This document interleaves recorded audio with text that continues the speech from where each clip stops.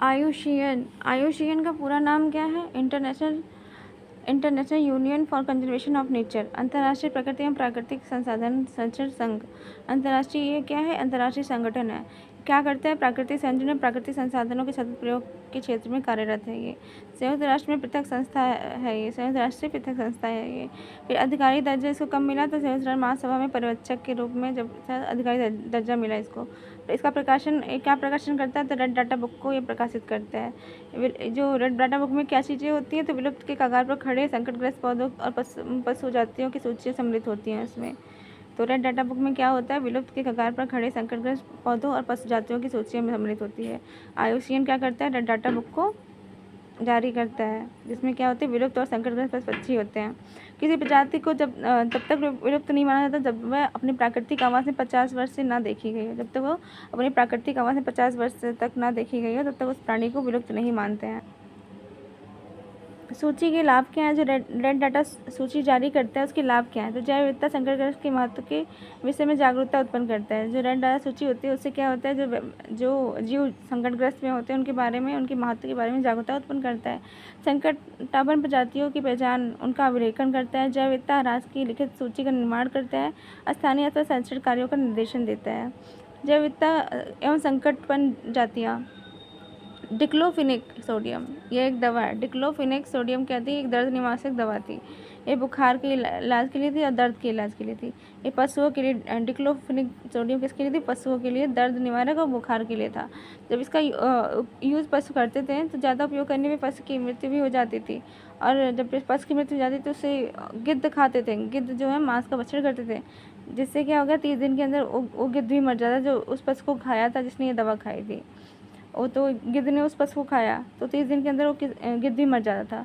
तो इसी वजह से इसके दुष्प्रभाव को रोकने के लिए भारत, नेपाल और पाकिस्तान में 8.5 करोड़ गिद्धों की मृत्यु हो गई थी। दुष्प्रभाव क्या हुआ था? भारत, नेपाल और पाकिस्तान में 8.5 करोड़ गिद्धों की मृत्यु हो गई थी। इसलिए बाद में इसको बैन कर दिया गया था, इस दवा को हटा ही दिया गया। टम्बलाकोक, तो टम्बलाकोक क्या है? मारुसिस में पाया जाने वाला वृक्ष है। ये इसका अन्य नाम डोडो वृक्ष है। इसकी विलुप्त के कगार पर का कारण क्या है? डोडो पक्षी विलुप्त हो रही हैं। डोडो वृक्ष प्रजनन में असफल हो रही हैं। बीज डोडो पक्षी के मुख्य भोजन है। इसमें क्या था? तो इसमें पता है डोडो जो पक्षी थी ये वृक्ष के फूल वो खाती थी। तो फूल को खाती थी तो उसकी वो जो पोटी करती थी तो वही उसके बीज बनते थे। डोडो पक्षी की पोटी करने में वही बीज बनता था। उसी वजह से ये जो टम्बालोक वृक्ष है वो क्या करता था? उगता था। जब ये डोडो पक्षी धीरे धीरे विलुप्त हो जा रही हैं तो ये वृक्ष भी धीरे धीरे विलुप्त हो जा रहा है। जब डोडो पक्षी प्रजनन नहीं करेगी, जब डोडो पक्षी पोटी नहीं करेगी, वो खुद ही विलुप्त हो रही है, तो क्या ये टम्बालोक वृक्ष भी विलुप्त हो जा रहा है। तो क्या था? ये मॉरिशस में पाया जाने वाला वृक्ष है, अन्य नाम डोडो वृक्ष है। इस विलुप्त के कारण ये है कि डोडो पक्षी विलुप्त हो रही हैं।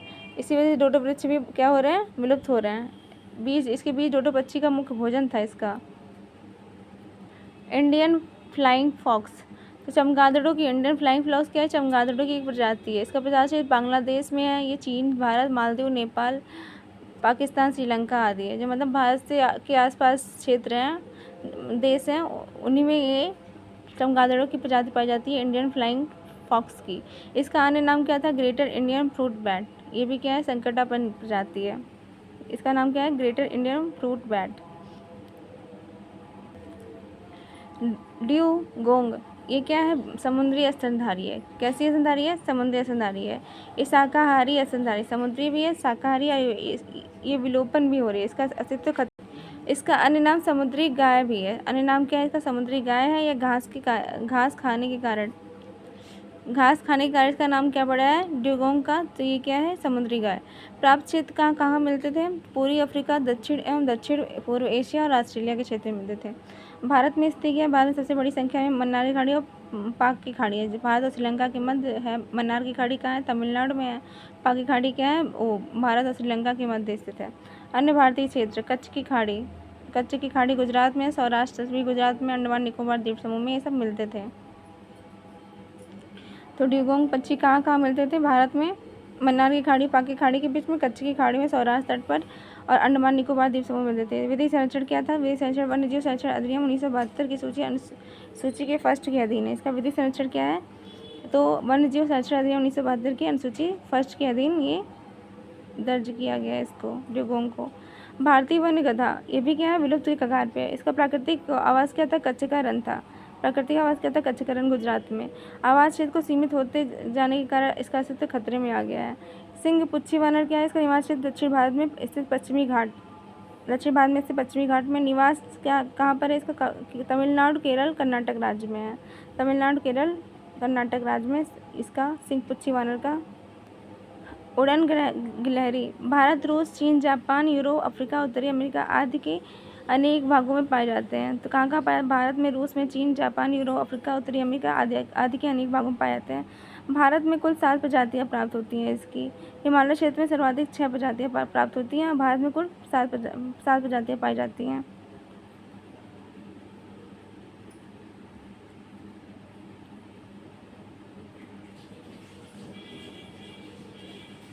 प्रोसोपिस जोलीफोरा, प्रोसोपिस जोलीफोरा क्या है? इसका मूल स्थान मैक्सिको, दक्षिण अमेरिका एवं कैरिबियन में क्षेत्र है। मैक्सिकन, दक्षिण अमेरिका एवं कैरिबियन क्षेत्र है। भारत में आया था, ये 19वीं शताब्दी में आया था। भारत में कब आया था? 19वीं शताब्दी में आया था। इसका हिंदी नाम क्या है? विलायती बबूल है। धारणा पर्यावरण के लिए हानिकारक था ये। प्रोसोपिस जोलीफोरा क्या था? पर्यावरण के लिए हानिकारक था। इसका तमिल नाम सीमेई करुवेलम है। इसका तमिल नाम क्या है? सीमई करुवेलम है। ये किस वर्ग का पौधा है? छोटा पौधा है, झाड़ी वर्ग का पौधा है, छोटे वर्ग या झाड़ी वर्ग। तो क्या है? प्रोसोपिस जोलीफोरा। इसका मूल स्थान कहाँ पे? मैक्सिको, दक्षिण अमेरिका व कैरिबियन क्षेत्र में है। भारत में 19वीं शताब्दी में आया था। विलायती बबूल के नाम से जाना जाता है और पर्यावरण के लिए हानिकारक है। तमिल नाम सीमई करुवेलम है और छोटे वर्ग या झाड़ी पौधा है। तो इसका दुष्प्रभाव क्या क्या था? इसके किस कारण ये विलुप्त हो रहा है या क्या हो रहा है, देखते हैं।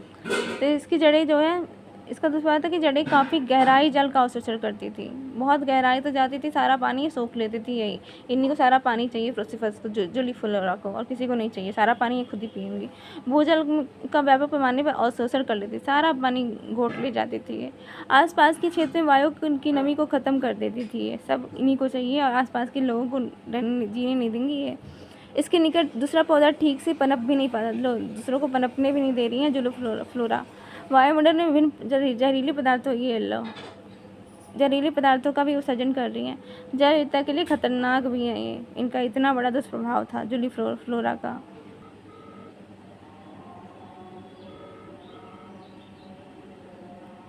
टीप का पूरा नाम the economics of ecosystem and biodiversity. कार्यालय कहाँ पे? जिनेवा, स्विट्जरलैंड में। एक विश्वव्यापी पहल है। फोकस क्या है? जैव विविधता तथा पारितंत्र के आर्थिक लाभों के प्रति ध्यान आकर्षित करना। सहायक किसके लिए? निर्णय प्रक्रिया में निर्णय लेते समय पारितंत्र एवं जैव विविधता द्वारा प्राप्त लाभों को ध्यान में निर्णय प्रक्रिया में निर्णय लेते समय पारितंत्र एवं जैव विविधता द्वारा लाभों को ध्यान में रखते हैं। भूमिका क्या है? पारितंत्र एवं जैव विविधता के आर्थिक लाभों को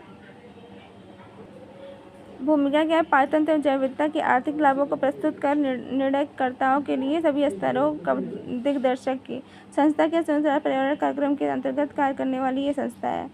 जैव विविधता विविध के बारे में देख लेते हैं, जो कि इम्पोर्टेंट है। जैव सुरक्षा से संबंधित कार्टोजेनो प्रोटोकॉल का भारत ने कब हस्ताक्षर किया था?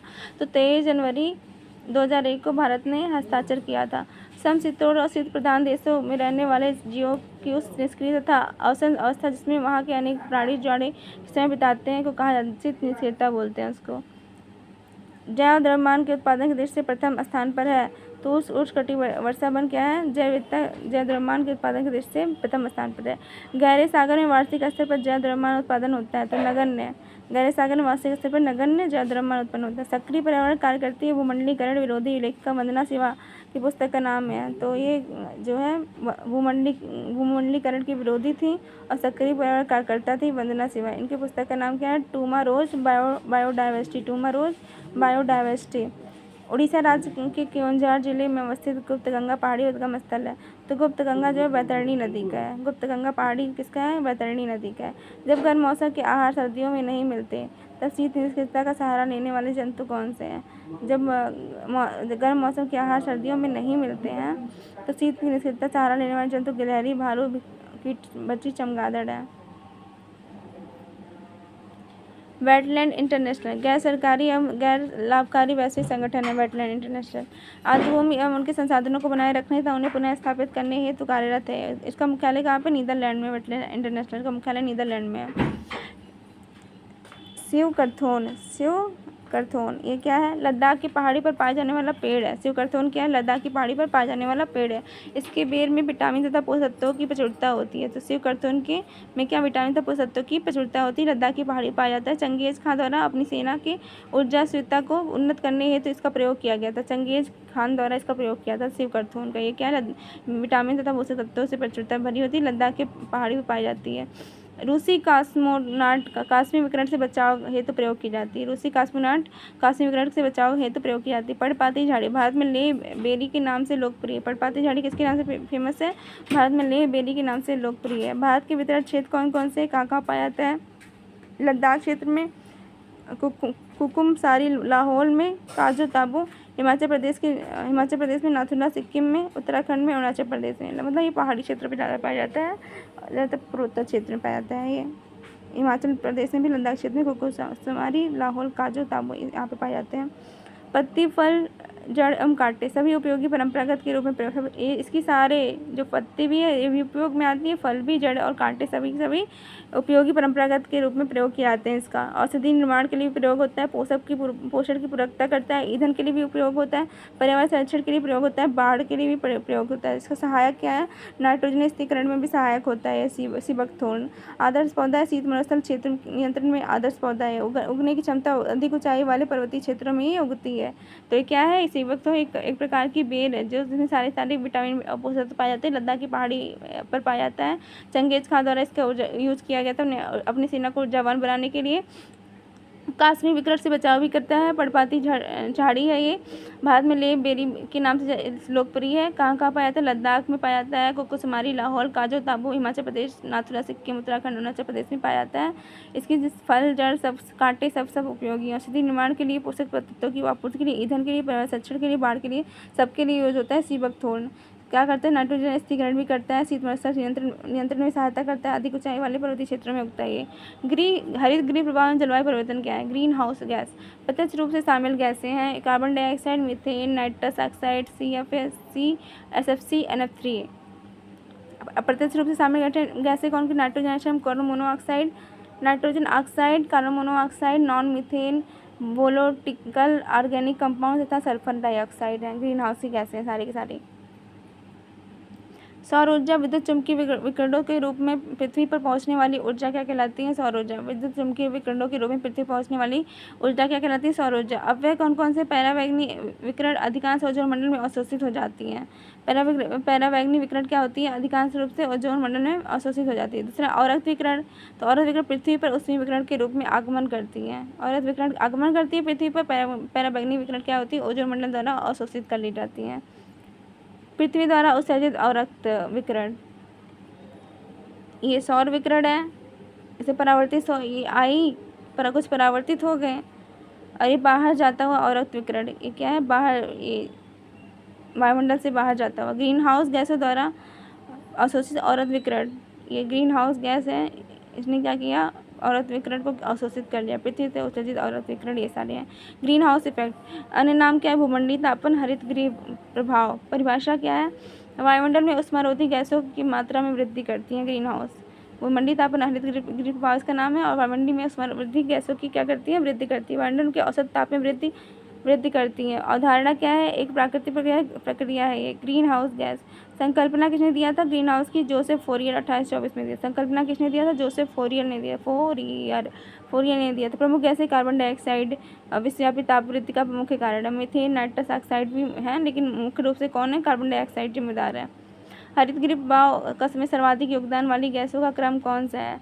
तो हरित गृह प्रभाव में सबसे ज़्यादा कौन करता है? जलवाष्प करता है। सबसे सर्वाधिक योगदान किसका? जलवाष्प का है सबसे, और उसके बाद कार्बन डाइऑक्साइड का है, फिर मीथेन का है, फिर ओजोन का है।